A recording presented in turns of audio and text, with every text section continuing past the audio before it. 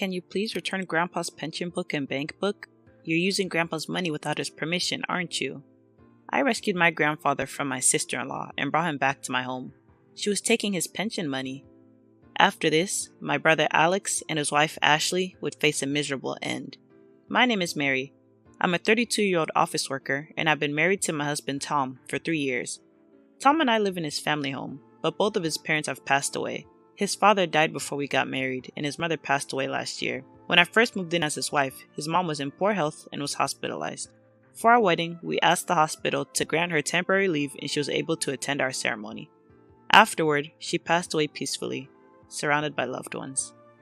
My husband is an only child, so losing his mother meant he lost all his immediate family, and he was quite depressed at that time. I had already lost both of my parents, but I have Alex, and our grandfather is still alive. Currently, my grandfather lives with Alex, so occasionally my husband and I visit my brother's house, and my husband happily chats with our grandfather. Although he is not a blood relative, my husband enjoys talking to my grandfather who values family. My grandfather is in his late 80s and is still physically healthy, but he has started to become forgetful. I keep hoping that he doesn't develop dementia. Sometimes, my grandfather suddenly starts talking about the past or brings up random topics, which makes me anxious, but my husband seems to find it amusing. Oh, the other day, while talking to my husband, my grandfather got angry, perhaps mistaking him for Alex. You're making fun of me and being a terrible grandson.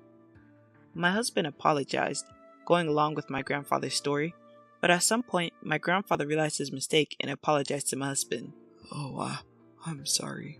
You're Mary's husband. Oh, I got it wrong. My husband continued talking to my grandfather without taking it to heart, but I was concerned about the angry tone he used when talking about Alex. When I asked Alex directly, he got angry at me instead. You left me to take care of Grandpa, and now you're complaining. We never forced him to take care of our grandfather. After our parents passed away, he and his wife started living in our family home. Our grandfather had been living there before that, so they ended up living together. And everyone agreed without any complaints, which is why things are the way they are now. If anything, it seemed like Alex and Ashley wanted to live with our grandfather, and I thought everyone was on board with it, especially Ashley, who seems to care for our grandfather and tends to his needs whenever I visit. However, my husband always complains after observing her behavior. Is she really taking good care of Grandpa? His clothes are dirty, and there's dust in the room. My meticulous husband seems to observe every detail and suspects that she isn't taking proper care of our grandfather. She may appear to be well organized, but my husband seems to have labeled her as two-faced. He apparently saw her scolding Alex when we visited our family home during New Year's. Make sure you tell them not to come during New Year's so we can finally have some peace and quiet. She used a harsh tone when she scolded him, a tone that I couldn't imagine coming from her usually gentle expression. Actually, I had noticed her two-faced nature before. Yeah, last winter, when my grandfather caught a cold and was hospitalized for a week, I went to visit him in his hospital room. Since the curtain was closed, Ashley didn't realize I was there and started talking. I wish he would just pass away already. When she opened the curtain and saw me, she was so surprised that she jumped. She suddenly switched her tone to a sweet one and tried to change the subject, but I definitely heard her say that. However, we try to give them the benefit of the doubt, so when we visit my grandfather, we don't say anything bad about them. Since it's a small house, there's a high chance that they would overhear if my grandfather told us the truth. As I worried about my grandfather, my husband suggested an idea. How about we install one of those pet monitoring cameras and see what's going on? I was hesitant to install a camera, but for my grandfather's sake, we decided to set it up in a hidden spot the next time we visited him. We secretly installed the camera without telling my grandfather, and through the internet, we began to see Ashley's true colors at home. Alex and Ashley have a 5-year-old son, Justin, and it's heartbreaking to see such a young child treat my grandfather so poorly. When he comes home from kindergarten, he barges into my grandfather's room and starts yelling, "Hey, old man, I'm home now. Are you still alive?" A 5-year-old using such foul language must be learning it from his parents. At this point, I wanted to go to my grandfather's place and scold my disrespectful nephew, but then Ashley came into my grandfather's room. The camera's resolution wasn't good enough to clearly see her expression, but she looked like a completely different person with a terrifying expression. As soon as she entered the room, she started yelling at my grandfather. I told you to do your own laundry, didn't I? Why haven't you done it yet, you slowpoke? My grandfather had told me that Ashley was doing his laundry, but it seemed like she was actually making him do it himself. My grandfather kept apologizing with his head bowed, but her anger didn't seem to subside, and she yelled again. As punishment, you'll do the laundry for the whole family tomorrow, and don't you dare mix your laundry with ours. My husband, who had been watching this footage with me, angrily said, I didn't expect them to be this foul. Can we bring your grandpa to live with us? I can't stand it anymore. I was happy to see my husband so upset on behalf of my grandfather. The horrible treatment of my grandfather by Ashley didn't end there. When dinner time came, only my grandfather's meal was brought to his room. She roughly placed the tray with the food on it and yelled again, Hurry up and finish your meal, then bring the tray back to the kitchen. There seemed to only be rice and miso soup on the tray, with very little rice. Seeing my grandfather eating his meal alone in his room without even sharing a meal with the family made me want to cry. My husband and I went to my parents' house the next day and asked Alex, Can we take Grandpa with us? You said not to push his care onto you, right?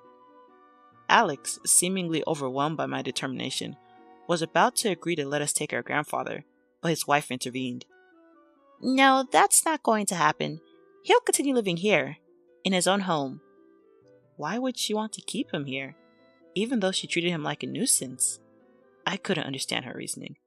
When we went to ask my grandfather for his opinion, he looked like he was about to cry. I can't take it anymore. I'm causing everyone to fight because of me. My grandfather, who had heard our argument, realized that he was the cause of the fight and was devastated. I immediately told my grandfather, Grandpa, let's go to our house. We're leaving. I thought he would be happy, but he shook his head and refused, saying, It would be too much trouble for you. I can't pay for my living expenses because my pension book and bank passbook have been taken away. Finally, I understood why Ashley didn't want to let my grandfather go. She must want to keep him here so she can take his pension. But I won't allow that. I confronted her. Give back Grandpa's pension book and bank passbook. You've been using his money without his permission, haven't you?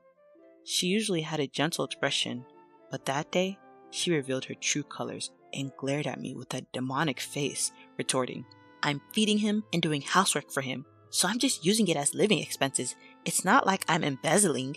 That's a terrible thing to say. My husband showed her the secretly recorded video of my grandfather's room on his smartphone and began to speak. It's despicable that you've been doing such horrible things to him. If we show this video to the city office or the police, you'll be in serious trouble. Ashley suddenly became submissive, apparently affected by my husband's threat. Alex, who had been under Ashley's control until now, could not object since the video had been recorded, and he allowed us to take my grandfather home. Annoyed that she could no longer take my grandfather's pension, Ashley made a sarcastic comment as we packed up his belongings. Poor Grandpa. Now he'll have his pension taken by Mary. Until now, you admit that you're using Grandpa's pension, right? If that's true, I want you to return that money to Grandpa. I couldn't help but retort since she had admitted to taking Grandpa's pension for herself. Ashley, thinking she had failed, left without saying anything. My image-conscious brother begged my husband multiple times to delete the video. I planned on deleting the video anyway because it would affect Grandpa's reputation. I talked to Grandpa again. Grandpa, let's live together at our place. Let's move in right now. With tears in his eyes, Grandpa replied, Thank you. Once we got his pension book and bank book back, Grandpa immediately moved in with us. Grandpa, who had come to our house, looked completely different with a bright expression. His mind seemed clear and his forgetfulness was gone. While living with Alex and Ashley, he hardly ever went outside. But since coming to our house, he goes for walks every morning. Strangely enough, only good things have been happening since Grandpa came to our house. My husband got promoted at work, and I won a lottery that I always bought. The lottery win was not a big win, just $100. It was nothing more than a coincidence, but Grandpa was about to have even greater luck. Grandpa's brother, Patrick, who had been out of touch for more than 50 years, passed away, and Grandpa was to inherit his vast fortune. Patrick had succeeded in business but remained single for life, so he had no children, and the only surviving sibling was Grandpa. Grandpa, who was about to inherit around $2 million, remained calm, but I got completely carried away, thinking about what to buy and where to go on vacation. My husband, looking exasperated, said to me, It's not your money. Since it's the inheritance from your grandfather, we must leave its use up to him. Hearing my husband's words, I began to calm down. But I was surprised when my grandfather announced he would donate his inheritance. According to him, Patrick had wanted to donate the inheritance, but since there was no official will, my grandfather inherited it all. Wanting to respect his brother's wishes, my grandfather decided to donate the entire sum. He chose to give it to the local government, and the large amount has become quite the topic in our town. The government even decided to hold a ceremony to express their gratitude. My grandfather had wanted to donate quietly, but local media caught wind of his donation and will be attending the ceremony. Now he's nervous to attend. On the day of the ceremony, both my husband and I had work, so we couldn't attend, but we encouraged my nervous grandfather before leaving. During lunchtime, I turned on the TV and saw the ceremony on the local news, with my visibly tense grandfather on screen. He was supposed to hand over the donation to the mayor and conclude the ceremony, but the venue seemed to be in an uproar. At that moment, a familiar man and woman appeared on screen, and I could hear the woman scream, "That $2 million is mine!" The broadcast cut off at that point, so I couldn't tell what happened, but the couple at the end looked very much like my brother and his wife. My coworker watching the news with me laughed, thinking it was a broadcasting accident, but I didn't laugh. I didn't know why they were there, nor should they have known about the inheritance. That afternoon, I worked restlessly, and when my shift finally ended, I hurried home to ask my grandfather what had happened. When I got home, he greeted me with a smile, as if nothing had happened, so I asked him right away, "Did Alex and Ashley go to the donation ceremony today?" Yeah, how did you know? They caused quite a commotion, and the venue was in chaos. Security escorted them out. Seeing my grandfather laughing, as if it was someone else's problem, I couldn't help but laugh too. I thought that being escorted out by security would be enough to keep him quiet from now on. However, when my husband came home, he showed me his phone in a panic. On the internet, there was a clear picture of Alex and Ashley causing a scene at the donation ceremony. Their faces were blurred, but the headline read, "Grandchildren try to forcibly stop grandfather's donation." Since my grandfather's name was mentioned, it could only be me or Alex. Online, people had already concluded it was Alex and Ashley, and there were even photos of their faces and house. In just half a day, they were identified, making me realize the frightening power of the internet. The reason they found out about the donation was apparently because a lawyer visited their home, thinking my grandfather was living there. The lawyer was asking about my grandfather, not mentioning the inheritance, but when the media started covering the donation, they went to Alex's house and he found out about the $2 million inheritance. Alex had inherited our father's house and land, which didn't belong to my grandfather. Since my grandfather had little money, Ashley had been taking his pension, but when she found out he had $2 million, she tried to stop the donation and caused a scene.